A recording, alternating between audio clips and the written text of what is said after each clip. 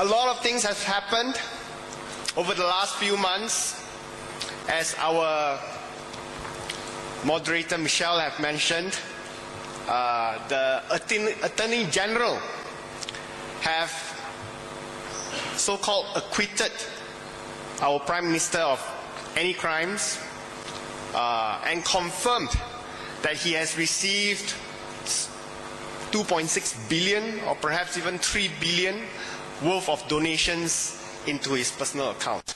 Now, before I get there, and before our panel of legal experts get to comment on whether it is the end of rule of law in this country, I would take this opportunity to perhaps recap some of the pertinent issues that have taken place over the last few months that has given greater clarity.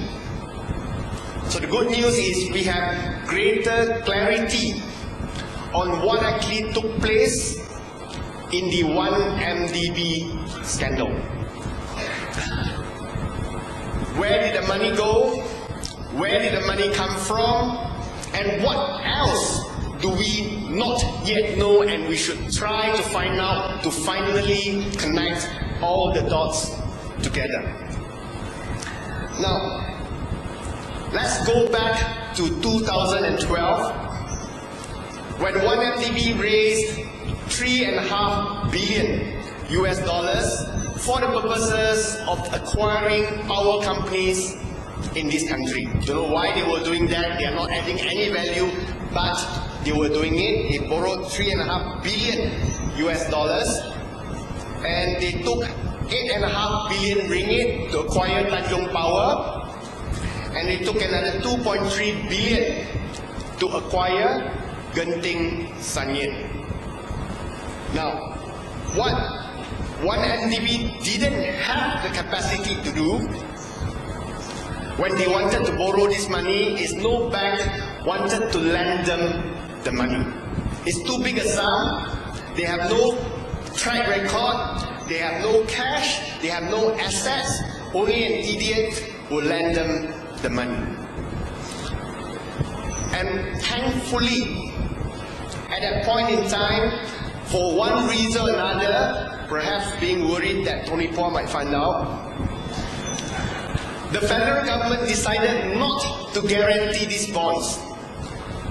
So 1MDB went shopping for a guarantor and they ended up with IPIC, International Petroleum Investment Corporation, to guarantee this $3.5 billion worth of bonds.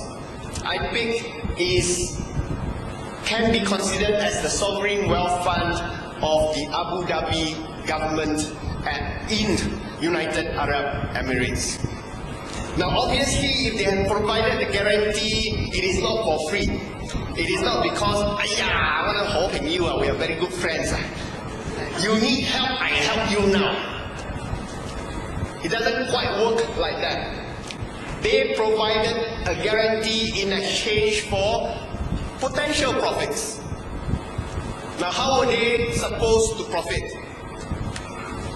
They were given 49% options to acquire back Tanjung, the guarantee by IPIC, and the guarantee wasn't free.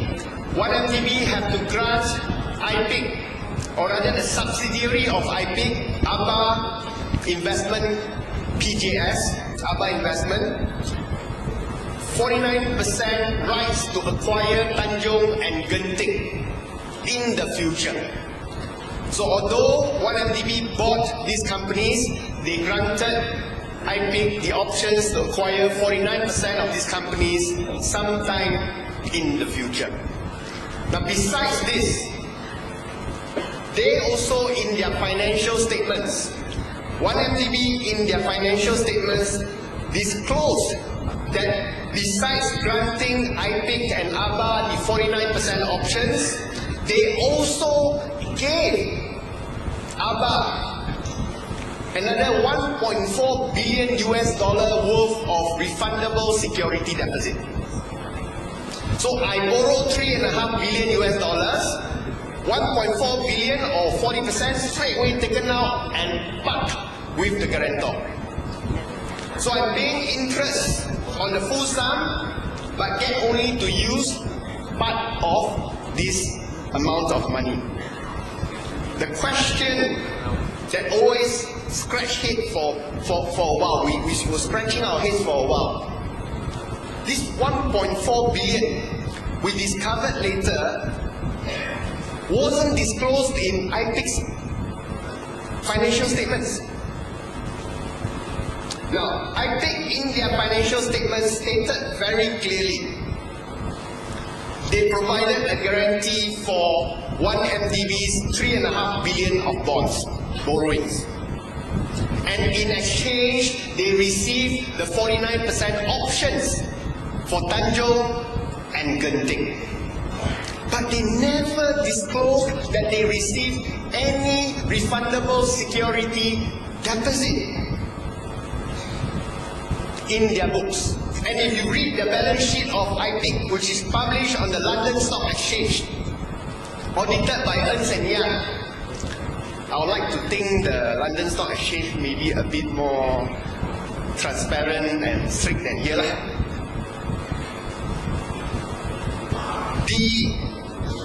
What do you call it? The 1.4 billion is not present anywhere in the accounts. So we were asking, hey, you paid this to IPIC, are you sure? Because they don't publish it in their accounts. The answer from 1MDB here is, I don't know what they publish in their accounts, not my problem. How can? We must have certainty that they are holding our money. If you tell the bank they hold your property, you take a loan, they hold your property. Later the bank say they never have your property. You say, not my problem, they are how they report whether got my property or not my property. Cannot be what? We have to be interested to find out where my money actually is. Now this mystery perhaps has been resolved. This mystery has been resolved thanks to her hard work. In this case, I must give credit where it's due to Wall Street Journal, who reported about 2 months ago, that there was another company by the name of Abba Investment. So this Abba Investment PJS Limited is different from the Abba Investment PJS of Abu Dhabi. This Abba Investment PJS Limited is set up in British Virgin Islands. We don't know who's the owner, but we are now seeing that this money is indeed paid to Abba Investment. So Arun Kanda is not lying. Okay. So the auditors, perhaps Deloitte, was fooled to think that they are one and the same company. Let's welcome our panel speaker, Saudara Arifah Maidin, Member of Parliament for Sabah. Even the auditors were fooled by this. So they signed off the accounts. Payment made to Abba say received, so everything okay. But now we know that payments and transactions are being carried out with a company by the name of Abba Investment PJS Limited, set up in British Virgin Islands, which in all likelihood has nothing to do with Abba Investment PJS in Abu Dhabi. And that's the reason why all this money is not reported in IPIC's financial statements published on the London Stock Exchange. Now, who owns Abba Investment PJS Limited? Now, this is the bit that we need to find out, and this is the bit where it is speculation. And this is the bit that is not difficult to find out as long as our Attorney General makes the request to British Virgin Islands to disclose who is the ultimate beneficiary of Abba Investment PJS Limited. Is it this guy? our chubby, cute party man. Don't see picture so you know who I'm referring to. Round one. Bye bye kan. So, this is where 1.4 billion goes possibly missing. Now, let's go back. Let's go back a bit to 2009, the first investment done by 1MDB. The one that we are very familiar with, 1MDB Petro-Saudi joint venture. Now, we knew that 1MDB raised 5 billion ringgit of bonds and then guaranteed by the federal government, of which a total sum, I won't tell the stories of the amount being added together, a total sum of $1.83 billion US dollars was invested or parked or lent to Petro-Saudi. Now this venture or this investment was subsequently sold, apparently for a profit for 2.318 billion. Very profitable, but the money cannot see one. Where did the money go? The money ended up in Cayman Islands. Some investment fund in Cayman Islands.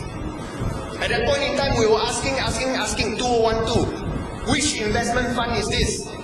How come nobody knows? Why is such a big sum being parked in investment fund when 1MDB is desperately raising money in order to buy IPPs? You know, you got so much money, why don't you bring it back and buy IPPs instead of borrowing some more money? No answer. Now we know they invested in the fund managed by Bridge Capital Partners.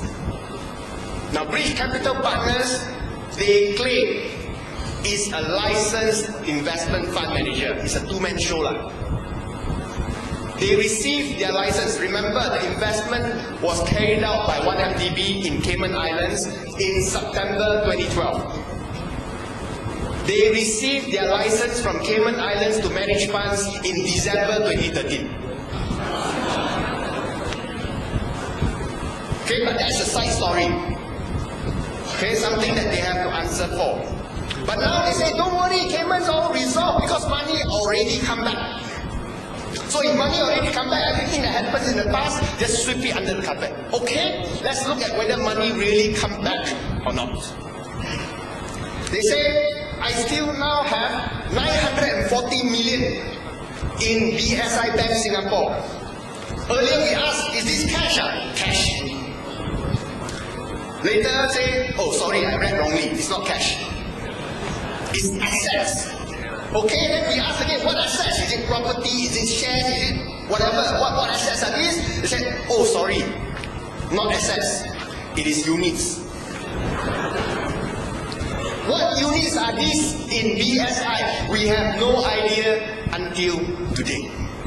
We have asked, if they are units, means they were never redeemed. If they are redeemed, then they can't be units. You all buy unit trust, right? That one units are. When you buy a unit trust, you know who's your fund manager, right? Public Mutual lah, no Arab Investment Bank lah, da. But in this case, they got units, but no one managing. How can? How do you still have units which is formed by the fund manager when you don't have a fund manager? Don't know. But never mind. This is a subsequent payment that was supposedly redeemed in January 2015. They redeemed earlier, before that, on 5th of November 2014.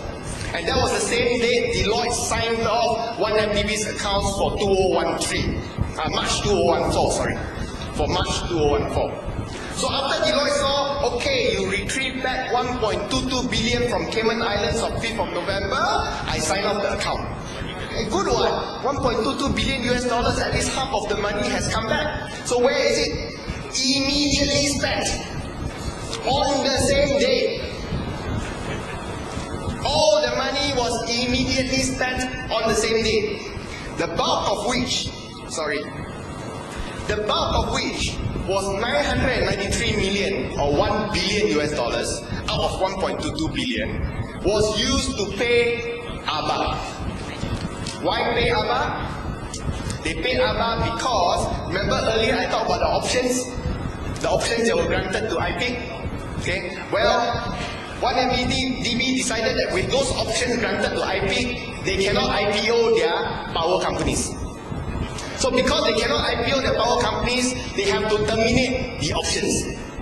So when they terminate the options, they have to pay compensation to ABA. And how much did they pay for the compensation? $1 billion US dollars. You think about it, they borrowed $3.5 billion US dollars. Okay, they paid about 300 million in fees to Goldman Sachs. So that's 2.7 billion. Then they locked up 1.4 billion with IPIC. Then you are left with 1.3 billion. Then they paid 1 billion to terminate the options that they granted to IPIC. You are left with 300 million US dollars. So they borrowed $3.5 billion US dollars to use 300 million US dollars. How does that even make sense? But I'm digressing. The point here is they said out of 1.22 billion, they paid 1 billion to ABA investment. Hence, that's why the money you don't see, because I already paid ABA to terminate these options. So the payment was done in November 5th, 2014. Now what 1MDB did not tell you and did not publish in their financial statements, and somehow the auditors didn't know about it, don't know how they don't know about it, 1MDB took another loan of 975 million US dollars from Deutsche Bank and a consortium of banks led by Deutsche Bank. And the purpose of taking this 975 million US dollars worth of loans from Deutsche Bank was to pay ABA for terminating the options. And this was in September 2014. So in September 2014, they took 1 billion to pay ABA 1 billion to terminate the options.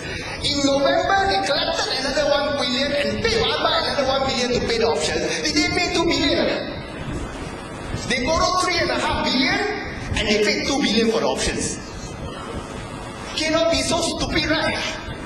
I don't know lah, but sometimes you still think there's a limit to stupidity. I have some faith in humankind. So what actually took place here? I've asked this question many times to Arul. He refuses to answer the question. He said, no, the money is all done, and we only pay 1 billion for the options. So if you only pay 1 billion, where did the other billion go to? Better still, again, look back in the financial statements of IPIC. If 1MDB has made such a huge payment for the termination of options to ABA and IPIC, 1 billion US dollars, you would have expected that figure to be credited and noted in the financial statements of IPIC. There is no mention at all of any payment by 1MDB for the purposes of terminating the options with IPIC in the IPIC financial statements. In fact, in the IPIC financial statements, it shows that 1MDB still owe $500 million US dollars to IPIC for terminating the options. So if IPIC never received this $1 billion, where did this $1 billion go? Again, the answer came from the expose by Wall Street Journal, that is, whether the money was actually paid to ABA Investment PTS Limited of British Virgin Islands, which we know might or might not be owned by this very handsome man. So here you can see the question starts coming. If the 1 billion Deutsche Bank loan wasn't used to pay IPIC, what confidence do we have that the funds returning from Cayman, supposedly there were funds returning from Cayman, was actually used to pay IPIC? Or was it just a scam pretending that payment was made so the auditors can sign off and say, yes, the money was received and the money was paid to IPIC, to Aba Investment PGS? So perhaps only 1 billion was paid, the other part was bullshit. And this thing can easily be discovered with the money trails. The answers are already with the Auditor General and with the Attorney General. And all we need is, of course, to obtain the cooperation of British Virgin Islands with a simple letter of instruction from the Attorney General to get us the answer as to whether Aba Investment PJS Limited is in any way connected with Aba Investment PJS of Abu Dhabi. Now, other than these two big sums, there's another $3 billion raised by 1MDB Global Investment Limited in 2013. Now, this sum of money was raised, remember this date, 19th of March 2013.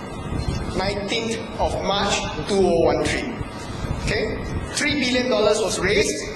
What was this supposed to be used for? This one received a letter of support from the federal government. Okay, that's why they can raise the 3 billion, because the federal government provided a letter of support, which in effect is a guarantee for the bonds. The 3 billion was meant to form another joint venture with Aba Investment Corporation. Got up, 50-50. Okay, 50% 1MDB, 50% Aba Investment. 1MDB puts in 3 billion, Aba will put in 3 billion. Except the investment never took place. So they raised 3 billion, Aba no 3 billion, so they never formed the joint venture. Money raised already. What did they do the money? 1.56 billion, they parked it in another some investment funds which we do know about. Up to today, they have not disclosed what are the investment funds that they have invested in. 1.56 billion. And another 1.2 billion after knocking off another 300 million for Goldman Sachs. Okay, the money has been used. For what? Don't know. 1.2 billion US dollars. In today's terms, that's about 6 billion, no, about 5 billion ringgit.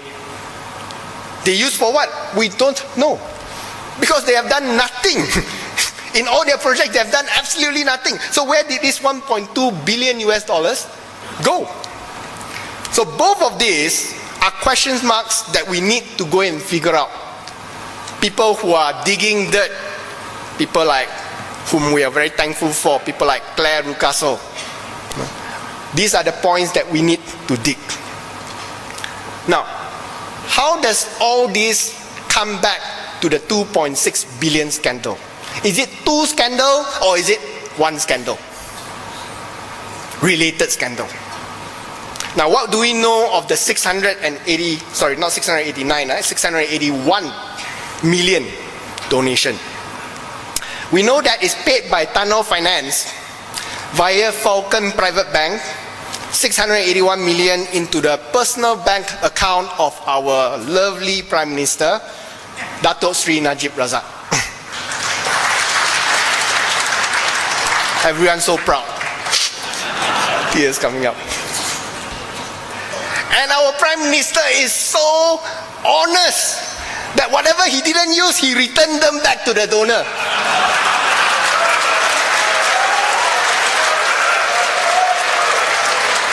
Who says there are no honest politicians around? But what many didn't know was, besides this particular donation of 681 million, there's another donation of 170 million back in 2011 by another company by the name of Blackstone Asia Real Estate Partners. Now, Blackstone, the name Blackstone, is a very big fund manager in the United States. Huge. one of the largest in the world. Except this particular black stone has nothing to do with that black stone.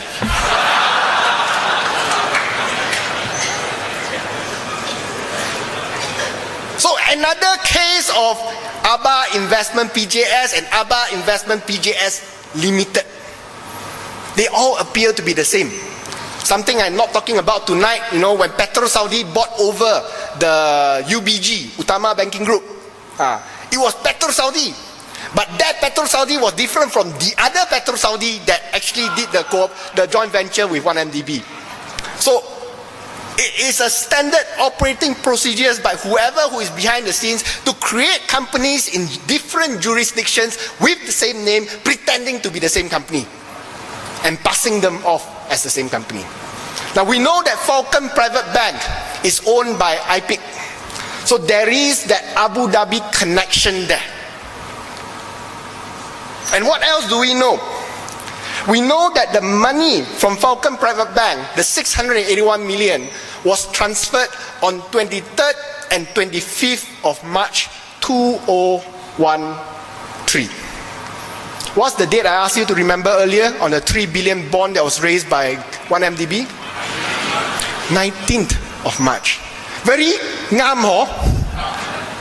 19th of March, 1MDB raised 3 billion US dollars. Somehow or other, 23rd of March, some very generous donor donated $681 million into Najib's private account. Want to check? Very easy one. Or the Attorney General just need to issue the instructions to discover the money trail of what is in 1MDB. Now we want to know, all these funny shell companies are ABA Investment PJS, real estate partners. Or in this case, supposedly, Tano Finance Corporation, the company which is owned by the Arab donor. Who is this Arab donor? This guy.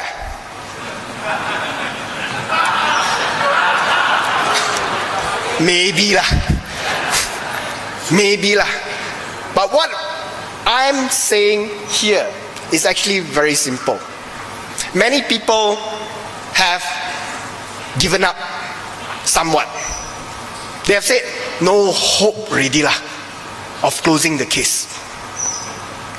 My simple message today is we are actually very, very close to discovering who are actually behind the entire 1MDB scam and who is the supposed donor for our lovely Prime Minister.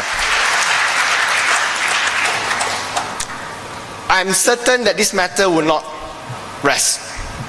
I'm certain that the interest in this matter has gone beyond our shores. We have more than 1,000 people here tonight for a forum that is quite unprecedented. But we also know today that authorities and agencies all around the world are now interested in how clever our Prime Minister is. Foreign newspapers, Financial Times, Wall Street Journal, New York Times, Australia's ABC, The Economist, they are all very interested to learn how to get more donations from our Prime Minister today. So you can be assured that it is only a matter of time before the truth is discovered, before the real scandal is exposed, and before we can achieve our goal of getting rid of this lovely Prime Minister that we have. So I'll speak till there for now. I'll continue and answer questions later. Thank you very much.